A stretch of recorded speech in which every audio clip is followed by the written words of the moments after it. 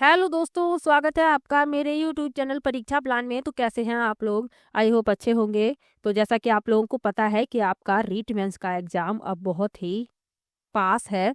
कम दिन आप लोगों के पास बचे हुए हैं और इस अंतिम समय में आपको सभी महत्वपूर्ण प्रश्न पढ़ लेने चाहिए। आप लोगों को पता ही है कि रीट मेंस की तैयारी मैंने करवाई है। आपकी जो राजस्थान बोर्ड की किताबें चलती हैं उन्हें मैं कंप्लीट पढ़ा चुकी हूँ। क्लास 6 से मैंने शुरुआत की थी और क्लास 12 तक जो आपके एग्जाम के लिए महत्वपूर्ण किताबें हैं उन्हें मैंने कंप्लीट पढ़ाया है।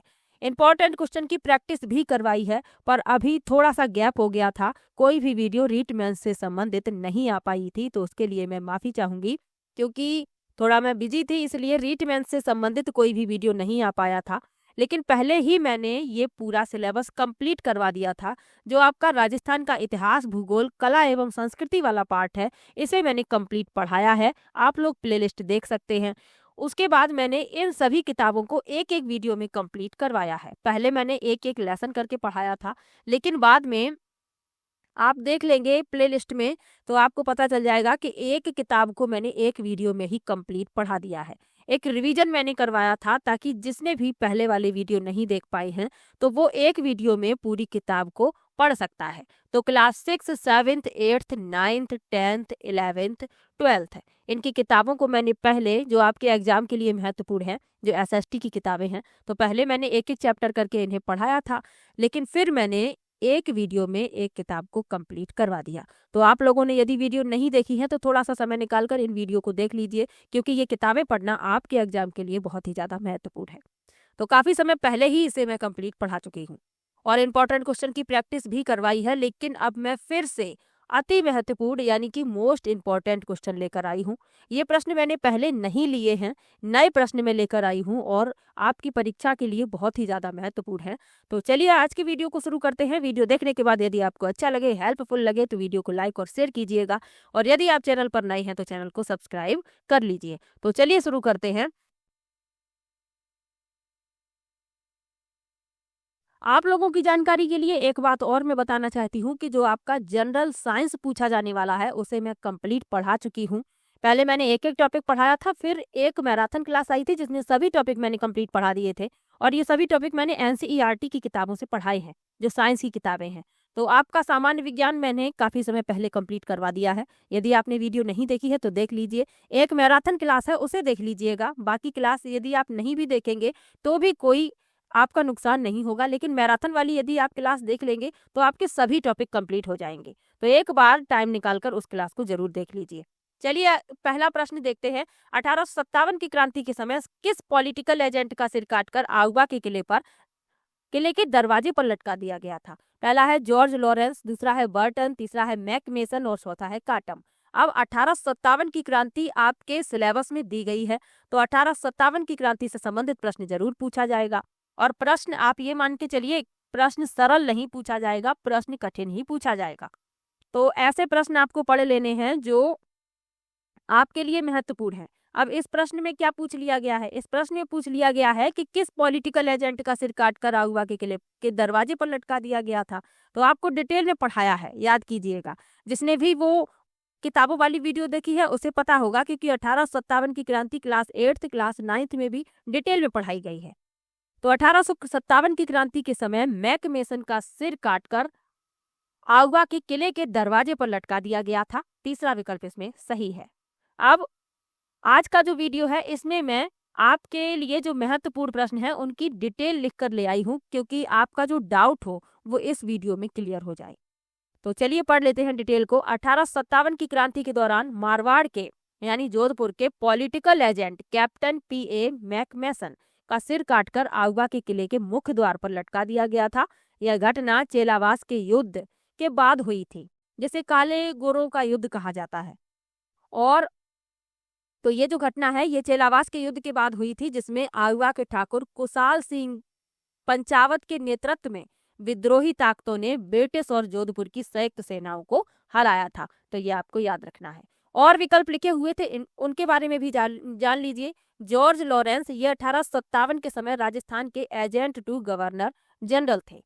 बर्टन तो ये कोटा रियासत के पॉलिटिकल एजेंट थे, जिनकी भी 1857 के विद्रोह के दौरान कोटा में हत्या कर दी गई थी। और काटम, इनका कोई प्रसिद्ध इनका नाम कोई प्रसिद्ध पॉलिटिकल एजेंट 1857 के विद्रोह से संबंधित उपलब्ध नहीं है। तो ये विकल्प जो है घुमा फिरा कर प्रश्न पूछा जाता है तो एक आध विकल्प ऐसे रख दिए जाते हैं कि आप कंफ्यूज हों। तो इन दोनों के बारे में डिटेल याद रखिएगा, जो दो विकल्प है। और ये तो आपको याद रखना ही है कि आउवा के किले के दरवाजे पर मैक मैसन का सिर काटकर लटका दिया गया था। अगला प्रश्न दिया गया है, निम्न में से 1923 में बंद किए गए किस समाचार पत्र को तरुण राजस्थान के नाम से पुनः प्रकाशित किया गया? पहला है राजस्थान केसरी, दूसरा है नवजीवन, तीसरा है नवीन राजस्थान और चौथा है राजस्थान। तो किस समाचार पत्र को तरुण राजस्थान के नाम से पुनः प्रकाशित किया गया? तो वह है नवीन राजस्थान।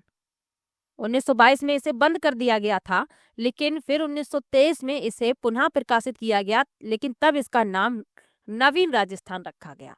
थोड़ी सी डिटेल देख लीजिए। 1922 में राजस्थान सेवा संघ द्वारा अजमेर से प्रकाशित समाचार पत्र नवीन राजस्थान को ब्रिटिश सरकार द्वारा बंद कर दिया गया था। सेंसरशिप के बाद इसी समाचार पत्र को 1923 में विजय सिंह पथिक के संपादन में तरुण राजस्थान के नाम से पुनः प्रकाशित किया गया। तो ये आपको याद रखना है, इंपॉर्टेंट प्रश्न है। अब जो और विकल्प लिखे हुए हैं उनके बारे में जान लीजिए। राजस्थान केसरी, तो इस समाचार पत्र का प्रकाशन 1920 में वर्धा से विजय सिंह पथिक के संपादन में शुरू हुआ था। जमनालाल बजाज ने इसके लिए वित्तीय सहायता प्रदान की थी। नवजीवन, तो इस पत्रिका की शुरुआत मूल रूप से इंदुलाल कन्हैयालाल और शंकरलाल बैंकर ने की थी। तो ये आपको याद रखना है, इंदुलाल कन्हैयालाल और शंकरलाल बैंकर ने की थी, जिसे 1919 में महात्मा गांधी को सौंप दिया गया था। गांधी जी ने इसका उपयोग अपने विचारों और स्वतंत्रता आंदोलन के प्रचार के लिए किया था। और राजस्थान, तो यह राजस्थान का पहला दैनिक हिंदी समाचार पत्र माना जाता है, जिसे मुंशी समर्थ दान ने प्रकाशित किया था। चलिए आगे बढ़ते हैं, अगले प्रश्न पर चलते हैं। मोतीलाल तेजावत फिल करना है ठिकाने में कामगार थे। पहला है झाडोल, दूसरा है बांसी, तीसरा है सलूम्बर और चौथा है बिजौलिया। तो मोतीलाल तेजावत झाडोल ठिकाने में कामदार थे, पहला विकल्प इसमें सही हो जाएगा। थोड़ी सी डिटेल देख लीजिए। मोतीलाल तेजावत झाडोल ठिकाने में कामदार यानी प्रशासक या मैनेजर के पद पर कार्यरत थे। उन्होंने वहां स्थानीय जागीरदार के भील समुदाय के प्रति दमनकारी व्यवहार देखा, जिससे व्यथित होकर उन्होंने 1920 में नौकरी छोड़ दी और आदिवासियों के उत्थान के लिए एक ही आंदोलन शुरू किया। यानी ये जाडौल ठिकाने में कामदार थे, लेकिन उन्होंने वहां क्या देखा कि भील समुदाय के प्रति दमनकारी व्यवहार उन्होंने देखा, तो जिससे ये व्यथित हो गए और इन्होंने नौकरी छोड़ दी और आदिवासियों के उत्थान के लिए एक ही आंदोलन शुरू किया। चलिए आगे बढ़ते हैं। निम्न में से कौन सा नेता माउंट आबू के राजस्थान में विलय से संबंधित है? पहला है सिद्धराज ढड्डा, हीरालाल शास्त्री, गोकुल भाई भट्ट और गोकुल लाल असावा। तो इसमें आपका जो विकल्प सही है वह तीसरा विकल्प है, गोकुल भाई भट्ट। तीसरा विकल्प सही हो जाएगा, गोकुल भाई भट्ट। गोकुल भाई भट्ट का संबंध माउंट आबू के राजस्थान विलय से है। डिटेल देख लीजिए। वे सिरोही के एक प्रमुख स्वतंत्रता सेनानी और सामाजिक कार्यकर्ता थे, जिन्हें राजस्थान का गांधी भी कहा जाता है। और विकल्प लिखे हुए हैं। हीरालाल शास्त्री, तो राजस्थान के प्रथम मनोनीत मुख्यमंत्री थे। इंपॉर्टेंट है इनके बारे में, ये प्रश्न कई बार पूछा गया है कई प्रतियोगी परीक्षाओं में। और जयपुर प्रजामंडल के नेता थे, लेकिन वे सीधे तौर पर आबू विलय आंदोलन से संबंधित नहीं थे। गोकुल लाल असावा, तो राजस्थान संघ यानी एकीकरण के दूसरे चरण के प्रधानमंत्री थे, लेकिन सिरोही या आबू विलय आंदोलन में उनकी सीधी भूमिका नहीं थी। और सिद्धराज ढड्डा एक प्रमुख स्वतंत्रता सेनानी थे, सर्वोदय नेता और गांधीवादी विचारक थे। चलिए आगे बढ़ते हैं। लोक देवता कल्लाजी राठौड़ के समकालीन मेवाड़ का शासक कौन था? पहला है महाराणा प्रताप, दूसरा है उदय सिंह, तीसरा है अमर सिंह और चौथा विकल्प है जगत सिंह। तो लोक देवता कल्लाजी राठौड़ के समकालीन मेवाड़ का शासक कौन था? उदय सिंह थे। दूसरा विकल्प इसमें सही हो जाएगा। थोड़ी सी डिटेल देख लीजिए। लोक देवता कल्लाजी राठौड़ मेवाड़ के शासक उदय सिंह के समकालीन थे। कल्लाजी राठौड़ का जन्म 1801 विक्रमी में हुआ था, यानी लगभग 1544 ईस्वी में हुआ था, और वे 1568 ईस्वी में चित्तौड़गढ़ के तीसरे साके के दौरान मुगल बादशाह अकबर से लड़ते हुए वीरगति को प्राप्त हुए थे। तो ये आपको याद रखना है। चलिए आगे बढ़ते हैं, अगले प्रश्न पर चलते हैं। निम्न में से किसने जयपुर में नाथों का प्रभाव समाप्त कर रामानंदी भक्ति परंपरा शुरू की? पहला विकल्प है पयहारी स्वामी, दूसरा है अग्रदास जी, तीसरा है कीलह दास जी और चौथा है विठल दास जी। तो किसने जयपुर में नाथों का प्रभाव समाप्त कर रामानंदी भक्ति परंपरा स्थापित की? तो वह है पयहारी स्वामी। पहला विकल्प इसमें सही हो जाएगा। चलिए आगे बढ़ते हैं। जोधपुर का मेहरानगढ़ दुर्ग किस पहाड़ी पर अवस्थित है? पहला है अरावली, दूसरा है सोनगिरी, तीसरा है चिड़ियाटूक और चौथा है गर्गाचारी। तो जयपुर का मेहरानगढ़ दुर्ग ये किस पहाड़ी पर स्थित है? चिड़ियाटूक पहाड़ी पर। तीसरा विकल्प इसमें सही हो जाएगा। चलिए आगे बढ़ते हैं। अब जिन प्रश्नों का उत्तर सीधा सीधा बताना है तो उनकी डिटेल में लिखकर नहीं ले आई हूँ, लेकिन जो आपके लिए महत्वपूर्ण है, जिनके विकल्प भी आपके लिए महत्वपूर्ण है, उनके लिए मैं डिटेल लेकर आई हूँ। अगला प्रश्न है, घाने राव रिया भिनाय जूनिया आदि ठिकाना कला संबंधित है? पहला है मेवाड़ स्कूल चित्रशैली, दूसरा है मारवाड़ स्कूल चित्रशैली, तीसरा है हाड़ौती स्कूल चित्रशैली और चौथा है ढूंढाड़ स्कूल चित्रशैली। तो घाने राव रिया भिनाय जूनिया आदि ठिकाना कला संबंधित है, किससे संबंधित है ये पूछा गया है, तो ये संबंधित है मारवाड़ स्कूल चित्रशैली। दूसरा विकल्प सही हो जाएगा। चलिए आगे बढ़ते हैं, अगले प्रश्न पर चलते हैं। अनवट, अनोटा, जरा और पोलरा शरीर के किस अंग के आभूषण है? अब कुछ टॉपिक ऐसे हैं जिनसे तो आपको प्रश्न मिलने ही हैं और मैंने आपको एक बार एक वीडियो में बताए भी है। आप लोगों ने उस वीडियो को ज़्यादा सपोर्ट भी नहीं किया, लेकिन वो वीडियो आप लोगों के लिए बहुत ही ज़्यादा महत्वपूर्ण है। उसमें मैंने आपको सभी इंपॉर्टेंट टॉपिक बताए हैं। जैसे आप देख लीजिए, आपके इस वाले पार्ट के लिए राजस्थान के कला, संस्कृति, इतिहास, भूगोल वाला जो आपका पार्ट है, इसमें आपको राजस्थान के जो सभ्यताएं हैं उनसे संबंधित प्रश्न पूछ लिया जाता है, जो क्षेत्र सभ्यताओं से संबंधित है। इसके अलावा आभूषण से संबंधित प्रश्न पूछा जाता है, 1857 की क्रांति से संबंधित प्रश्न पूछा जाता है, और भी कई टॉपिक मैंने आपको बताए हैं। तो आप लोगों ने यदि वो वीडियो देखी होगी तो आपको पता होगा, वो टॉपिक तो आपको छोड़ने ही नहीं है। चलिए, अनवट, अनोटा, जरा और पोलरा किस अंग पर धारण किए जाते हैं? तो ये धारण किए जाते हैं पाँव में, यानी पैर में ये पहने जाने वाले आभूषण हैं। एक प्रश्न आपको आभूषण से संबंधित जरूर मिलेगा। राजस्थान के किस संप्रदाय में पुरुषों द्वारा अग्नि नृत्य किया जाता है? पहला है दादू पंथ, दूसरा है जसनाथी सिद्ध, तीसरा है राम स्नेही संप्रदाय और चौथा है विश्नोई संप्रदाय। तो राजस्थान के किस संप्रदाय में पुरुषों द्वारा अग्नि नृत्य किया जाता है? कई बार आपको बताया है, जसनाथी संप्रदाय द्वारा। दूसरा विकल्प सही हो जाएगा। अब यहाँ पर मैंने थोड़ी सी डिटेल लिख दी है। जसनाथी सिद्ध संप्रदाय के पुरुषों द्वारा अग्नि नृत्य किया जाता है। यह नृत्य मुख्य रूप से राजस्थान के बीकानेर जिले के कतरियासर गांव में जसनाथी सिद्धों द्वारा किया जाता है। इस नृत्य में पुरुष नर्तक जलते हुए अंगारों के ढेर, जिसे धूना कहते हैं, में प्रवेश करते हैं। गुरु जसनाथ जी महाराज की जय जयकार करते हुए नृत्य करते हैं। नर्तक अंगारों को अपने मुंह से फोड़ते हैं और विभिन्न करतब दिखाते हैं। यह नृत्य भक्ति और आध्यात्मिक शक्ति का प्रदर्शन है, जिसमें केवल पुरुष ही भाग लेते हैं। और मोस्ट इम्पॉर्टेंट है, ये आपके एग्जाम के लिए ये पहले भी पूछा जा चुका है इस तरीके का प्रश्न। चलिए आगे बढ़ते हैं। कुवलय माला नामक कथा संग्रह में कितनी देसी भाषाओं के नाम का उल्लेख हुआ है? पहला है 15, दूसरा है 16, तीसरा है 17 और चौथा है 18। तो कुवलय माला नामक कथा संग्रह में 18 देसी भाषाओं का उल्लेख हुआ है। चौथा विकल्प सही हो जाएगा। तो इसकी थोड़ी सी डिटेल देख लीजिए। कुवलय माला ग्रंथ की रचना उद्योतन सूरी द्वारा 1778 ईस्वी यानी 8वीं शताब्दी में जालौर में की गई थी। देसी भाषाएं, तो इस ग्रंथ में उस समय भारत में प्रचलित 18 देसी भाषाओं का उल्लेख किया गया है। मरु भाषा, विशेष रूप से इसमें राजस्थान की प्राचीन भाषा को मरु भाषा कहा गया है। तो जो मरु भाषा है, इसे विशेष रूप से राजस्थान की प्राचीन भाषा कहा गया है, जो राजस्थानी भाषा का सबसे प्राचीन उल्लेख माना जाता है। चलिए आगे बढ़ते हैं, अगले प्रश्न पर चलते हैं। निम्नलिखित में से कौन सा युग्म सुमेलित है? पहला है विरुद्ध छिहत्तरी, दूसरा है विरुद्ध छिहत्तरी कृपाराम खिड़िया, जो सुमेलित है वह बताना है। दूसरा है रजिया रासोरठा उदयराज उज्ज्वल, तीसरा है बोल भारमली सत्यप्रकाश जोशी और चौथा है केसर विलास यादवेंद्र शर्मा। तो जो सुमेलित है वह बताना है। तो तीसरा विकल्प इसमें उत्तर है बोल भारमली सत्यप्रकाश जोशी। तीसरा विकल्प उत्तर हो जाएगा। इनकी डिटेल थोड़ी सी लिखी हुई है। रुद्र छिहत्तरी, इसके रचनाकार दुर्सा आड़ा हैं, क्योंकि ये गलत लिखे हुए हैं इसलिए इनका यहाँ पर डिटेल लिख दिया है। राजिया रासोठा, इसके रचयिता हैं कृपाराम खिड़िया और केसर विलास। यह राजस्थान का प्रथम आधुनिक नाटक माना जाता है और इसके रचयिता हैं शिवचंद भरतिया। तो ये आपको याद रखना है। चलिए आगे बढ़ते हैं। राजस्थान के निम्नलिखित प्रजामंडलों पर विचार कीजिए। लिखा है मारवाड़, मेवाड़ और बांसवाड़ा। इनका स्थापना के अनुसार सही कालानुक्रम है, यानी स्थापना के अनुसार बताना है क्रम। तो इसमें जो आपका विकल्प सही है वह है आपका दूसरा विकल्प। ये बिल्कुल क्रम में लिखे हुए हैं। पहला मारवाड़ होगा, दूसरा मेवाड़ और तीसरा बांसवाड़ा। दूसरा विकल्प उत्तर हो जाएगा।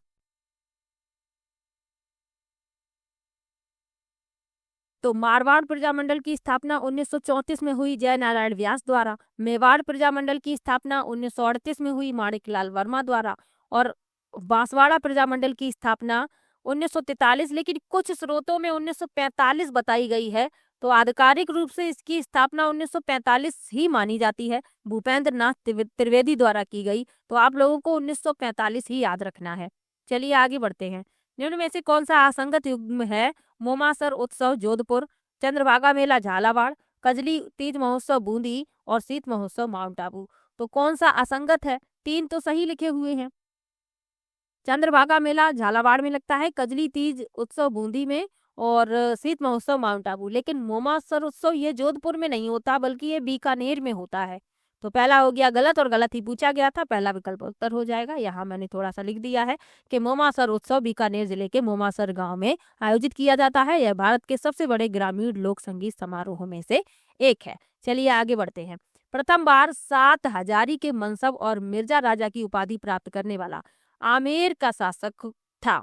पहला विकल्प है भगवान दास, दूसरा है सवाई जयसिंह, तीसरा है मान सिंह और चौथा है राजा बिशन सिंह।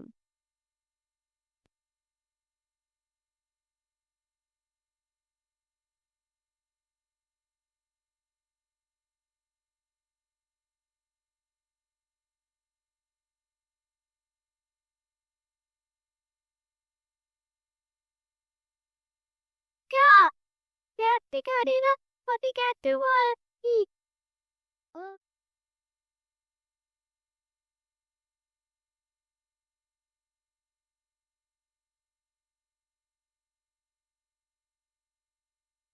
तो प्रथम बार 7 हजारी के मनसब और मिर्जा राजा की उपाधि प्राप्त करने वाला आमेर का शासक कौन था? मान सिंह थे। तीसरा विकल्प इसमें सही हो जाएगा।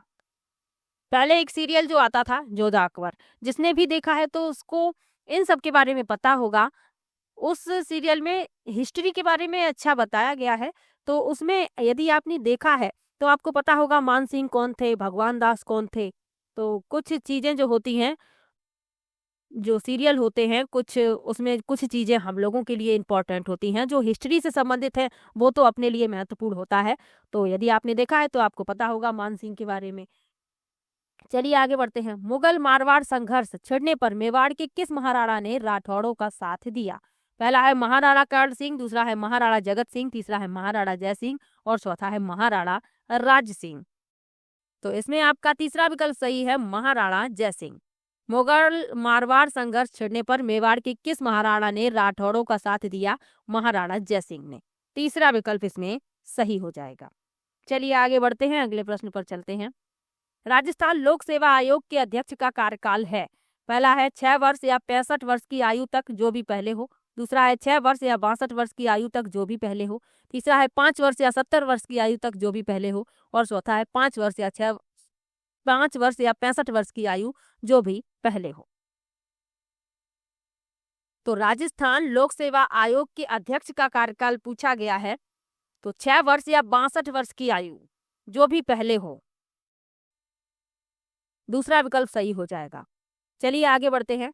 निम्नांकित में से कौन राजस्थान के राज्यपाल द्वारा नियुक्त नहीं किए जाते? पहला है राजस्थान उच्च न्यायालय के न्यायाधीश, दूसरा है राजस्थान के कैबिनेट मंत्री, तीसरा है राज्य पोषित विश्वविद्यालय के कुलपति और चौथा है राजस्थान लोक सेवा आयोग के अध्यक्ष। तो कौन राजस्थान के राज्यपाल द्वारा नियुक्त नहीं किए जाते हैं, ये पूछा गया है। तो राजस्थान उच्च न्यायालय के न्यायाधीश ये राज्यपाल द्वारा नियुक्त नहीं किए जाते। तो फिर ये किसके द्वारा नियुक्त किए जाते हैं? आप लोग बताइएगा कमेंट में।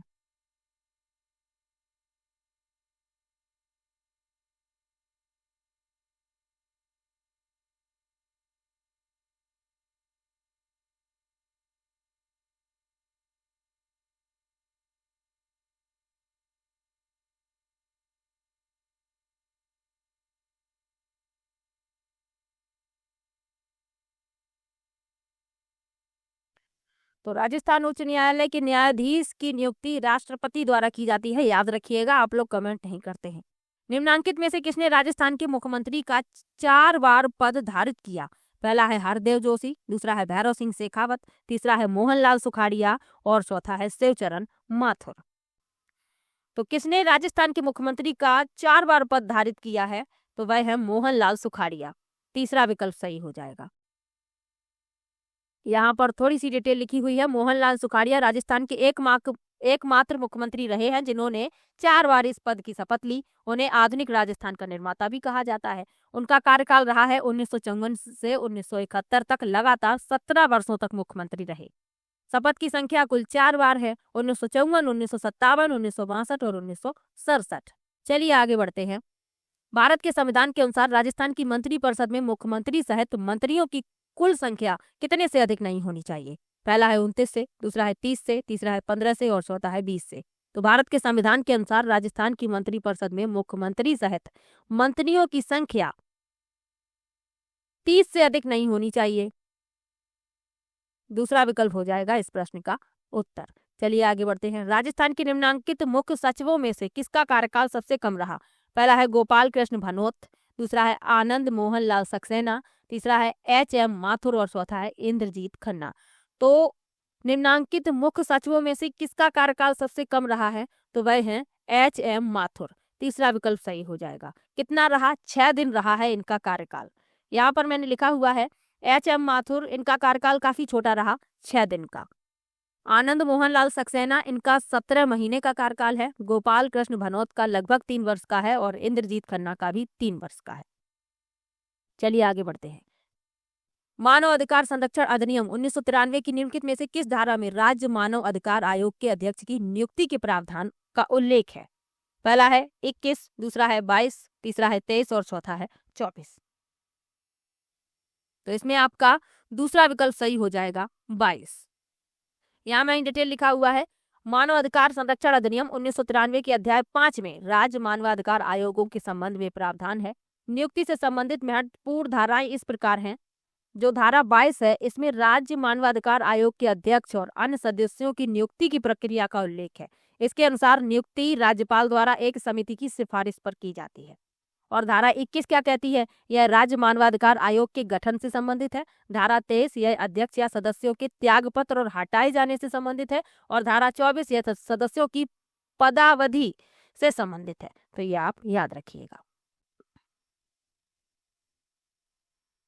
अगला प्रश्न दिया गया है, निम्नलिखित में से किस शहर में पंचायत प्रशिक्षण केंद्र स्थित नहीं है? पहला है अजमेर, दूसरा है सिरोही, तीसरा है डूंगरपुर और चौथा है मंडोर। तो राजस्थान में 6 पंचायत प्रशिक्षण केंद्र हैं। इसमें सिरोही शामिल नहीं है, तो दूसरा विकल्प उत्तर हो जाएगा।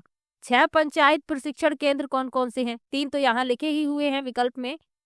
6 जो पंचायत प्रशिक्षण केंद्र हैं उसमें अजमेर, बीकानेर, भरतपुर, डूंगरपुर, कोटा और मंडोर। मंडोर कहाँ पर है? जोधपुर में। तो ये भी याद रखिएगा। चलिए आगे बढ़ते हैं। राजस्थान विधानसभा में सदस्यों की निरअर्हताओं से संबंधित प्रश्नों पर विनिश्चय के बारे में निम्नलिखित कथनों पर विचार कीजिए। यदि यह प्रश्न उठता है कि राज्य विधानसभा का कोई सदस्य भारत के संविधान के अनुच्छेद 191 के खंड 1 में वर्णित किसी निरअर्हता से ग्रस्त हो गया या नहीं, तो वह प्रश्न विधानसभा अध्यक्ष को विनिश्चय के लिए निर्देशित किया जाएगा और उसका विनिश्चय अंतिम होगा। दूसरा है, ऐसे किसी प्रश्न पर विनिश्चय करने से पहले अध्यक्ष निर्वाचन आयोग की राय लेगा और ऐसी राय के अनुसार कार्य करेगा। तो इसमें जो दोनों कथन लिखे हुए हैं ये गलत हैं। तो ना तो एक सही है और ना ही 2। चौथा विकल्प उत्तर हो जाएगा, क्योंकि ये निर्णय लेने का जो अधिकार है वो राज्यपाल के पास है। इसमें लिखा है कि वह प्रश्न विधानसभा अध्यक्ष को, तो यहाँ सभा अध्यक्ष नहीं होना चाहिए, राज्यपाल होना चाहिए। राज्यपाल के लिए निर्देशित किया जाएगा और उसका विनिश्चय अंतिम होगा। और दूसरे में भी लिखा हुआ है अध्यक्ष, तो ये भी गलत है। चलिए इनके कारण यहाँ पर स्पष्ट लिखे हुए हैं। भारतीय संविधान के अनुच्छेद 192 के अनुसार राज्य विधानसभा के सदस्यों की निरअर्हताओं से संबंधित प्रश्नों पर निर्णय लेने की प्रक्रिया इस प्रकार है। कथन 1 गलत है, क्योंकि अनुच्छेद 191 के खंड 1 के तहत किसी सदस्य की अयोग्यता का प्रश्न राज्यपाल को निर्णय लेने के लिए निर्देशित किया जाता है, ना कि विधानसभा अध्यक्ष को। राज्यपाल का निर्णय ही अंतिम होता है। और जो विधानसभा अध्यक्ष होते हैं केवल दल बदल के मामलों में निर्णय लेता है, जो 10वीं अनुसूची के अंतर्गत आते हैं। और कथन 2 गलत है। क्यों गलत है? ऐसे किसी प्रश्न पर विनिश्चय करने से पहले राज्यपाल निर्वाचन आयोग की राय लेगा और ऐसी राय के अनुसार कार्य करेगा। और यहाँ पर सभा अध्यक्ष लिखा हुआ है, तो इसीलिए ये भी कथन गलत है। चलिए आगे बढ़ते हैं। भारतीय संविधान के अनुच्छेद 199 के अंतर्गत दी गई धन विधेयक की परिभाषा में निम्न में से कौन सम्मिलित नहीं है?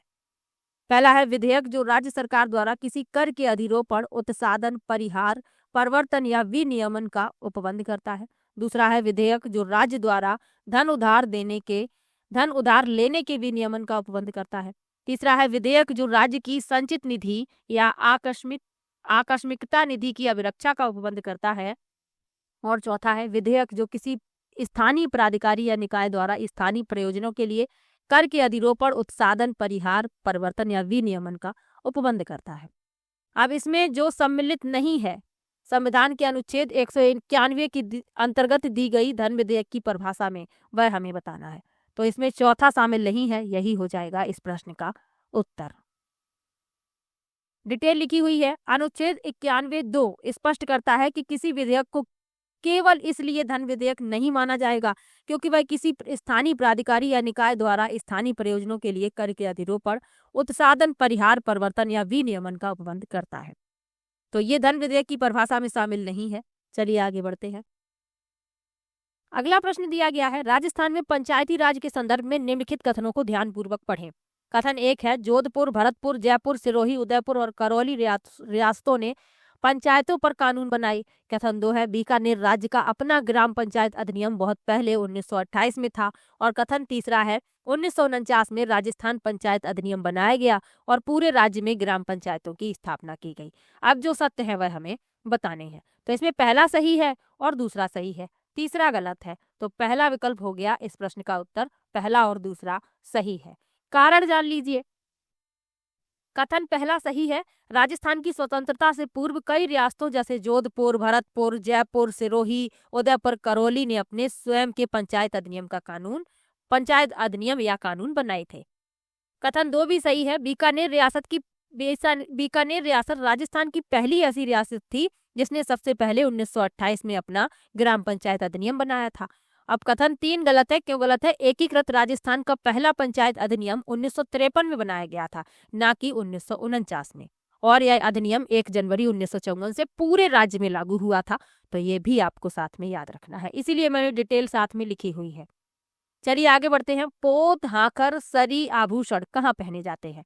पहला है नाक, दूसरा है कान, तीसरा है गला और चौथा है पैर। तो पोत, हाकर, सरी ये पहने जाते हैं गले में। ये गले में धारण करे जाने वाले आभूषण हैं और महिलाओं द्वारा धारण किए जाते हैं। तीसरा विकल्प इसमें सही हो जाएगा। चलिए आगे बढ़ते हैं। राजस्थान ई व्हीकल्स पॉलिसी 2022 में अपने प्रारंभ से कितने समय तक अस्तित्व में रहेगी? अब ये प्रश्न इसलिए लिया है, ये 2022 में प्रारंभ हुई है और कितने समय तक अस्तित्व में रहेगी, तो इसीलिए इस प्रश्न को लिया है क्योंकि इसका जो उत्तर है, चलिए पहले देख लेते हैं। पहला है 3 वर्ष, दूसरा है 5 वर्ष, तीसरा है 7 वर्ष और चौथा है 10 वर्ष। तो ये जो पॉलिसी है अपने प्रारंभ से 5 वर्ष तक अस्तित्व में रहेगी। तो ये अभी अस्तित्व में है, इसलिए इस प्रश्न को लिया है। दूसरा विकल्प इस प्रश्न का उत्तर हो जाएगा। अगला प्रश्न है, दक्षिण अमेरिकी देशों में कौन सा एकमात्र देश है जिसकी अटलांटिक तथा प्रशांत दोनों समुद्री तट रेखाएं पाई जाती हैं? पहला है कोलंबिया, दूसरा है ब्राजील, तीसरा है वेनेजुएला और चौथा है चिली।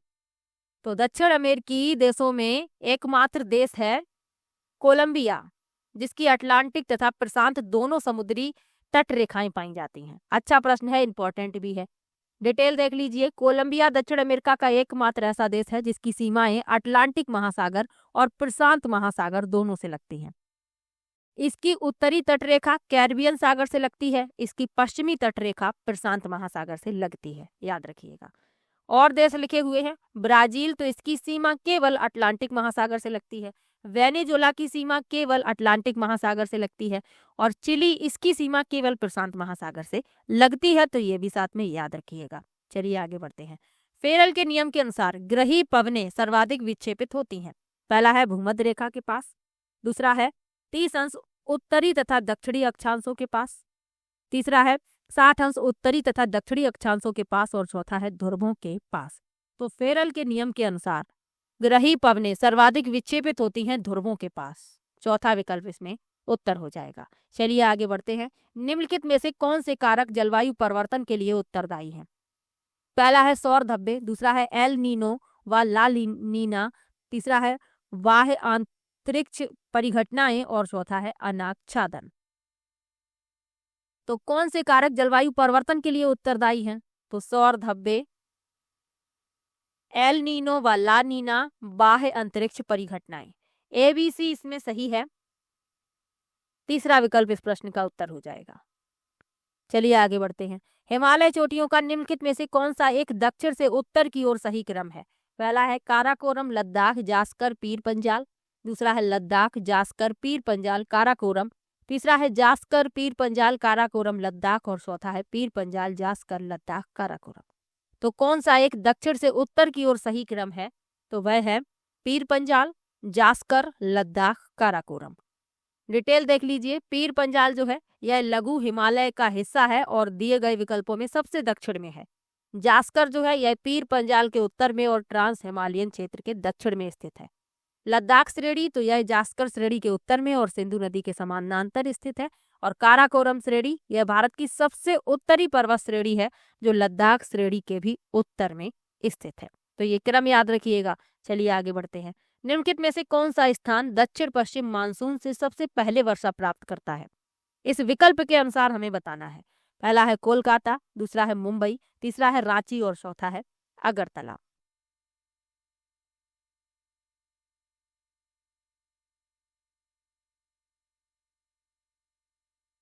तो कौन सा स्थान दक्षिण पश्चिम मानसून से सबसे पहले वर्षा प्राप्त करता है? विकल्प में आपका चौथा विकल्प सही है, अगरतला। अगरतला जो है सबसे पहले इन विकल्पों के अनुसार वर्षा प्राप्त करता है दक्षिण पश्चिम मानसून से। अगला प्रश्न है। निम्नलिखित में से कौन सी नदी ब्रह्मगिरी की पहाड़ी से निकलती है? पहला है कावेरी, दूसरा है महानदी, तीसरा है कृष्णा और चौथा है साबरी। तो कौन सी नदी ब्रह्मगिरी की पहाड़ियों से निकलती है? तो वह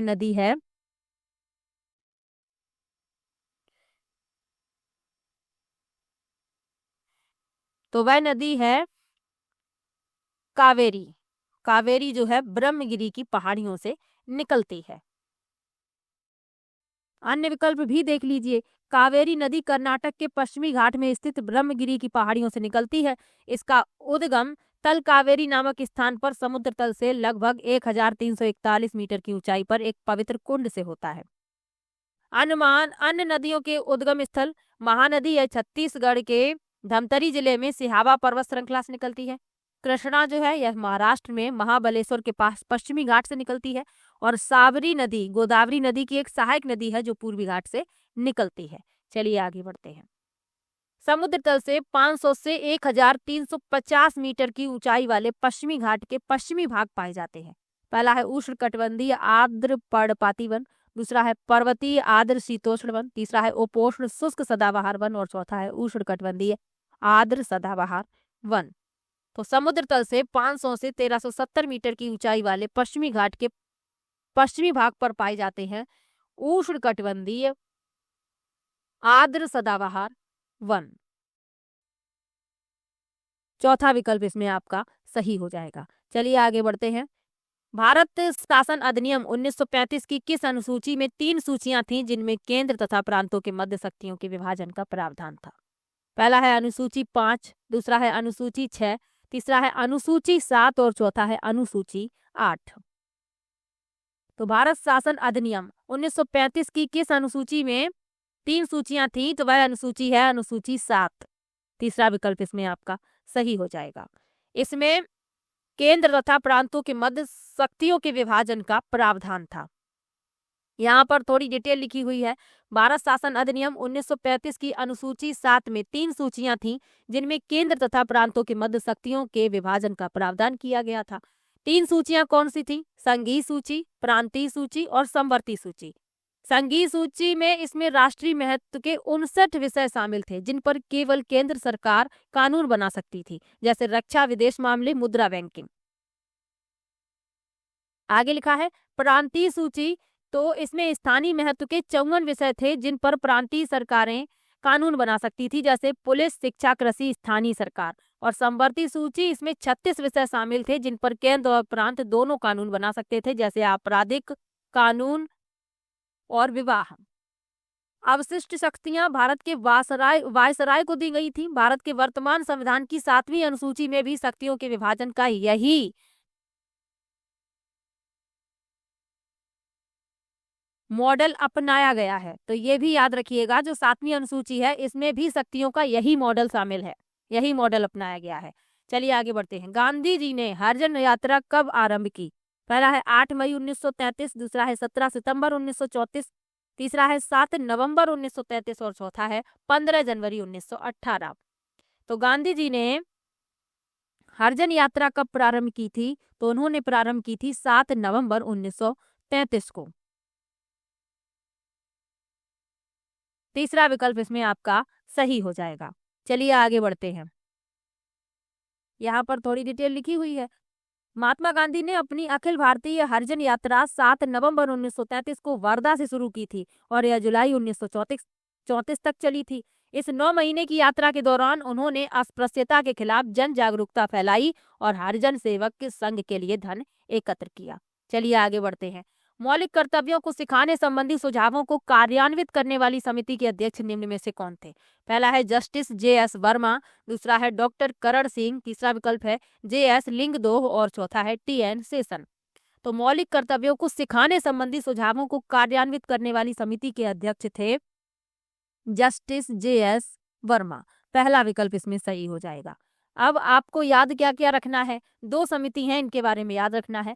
वर्मा समिति 1999, तो इस समिति का गठन सर्वोच्च न्यायालय द्वारा जारी नोटिस के जवाब में केंद्र सरकार द्वारा किया गया। इसका मुख्य कार्य मौलिक कर्तव्यों के परिचालन संबंधी पहलुओं की जांच करना था और नागरिकों को इन कर्तव्यों के बारे में शिक्षित व प्रोत्साहित करने के उपाय सुझाना था। समिति ने सिफारिश की थी कि राष्ट्रीय गौरव अपमान निवारण अधिनियम 1971 जैसे मौजूदा कानूनी प्रावधानों का उपयोग करके मौलिक कर्तव्यों को प्रभावी बनाने के लिए किया जाना चाहिए। उपयोग जो है मौलिक कर्तव्यों को प्रभावी बनाने के लिए किया जाना चाहिए।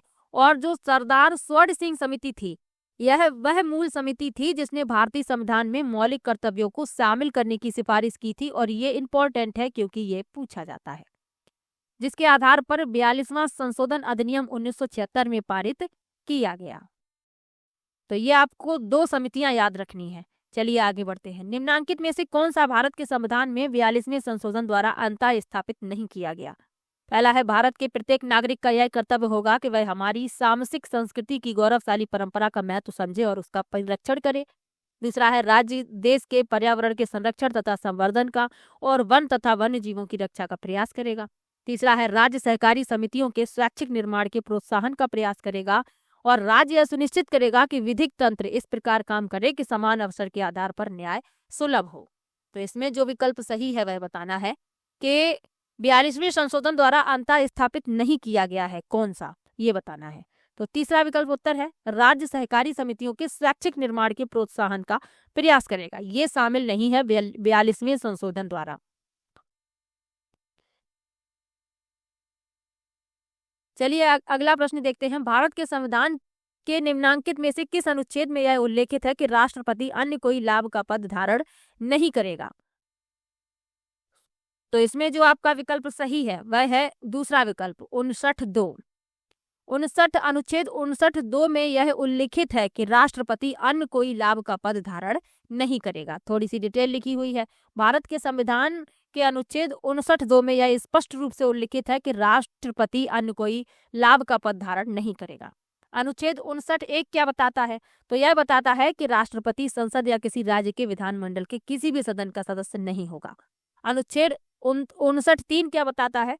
राष्ट्रपति को बिना किराया दिए आधिकारिक निवासों के उपयोग का हकदार बनाता है, साथ ही वेतन और भत्ते भी निर्धारित करता है। और अनुच्छेद 59(4) प्रावधान करता है कि राष्ट्रपति के कार्यकाल के दौरान उनके वेतन और भत्तों को कम नहीं किया जा सकता है।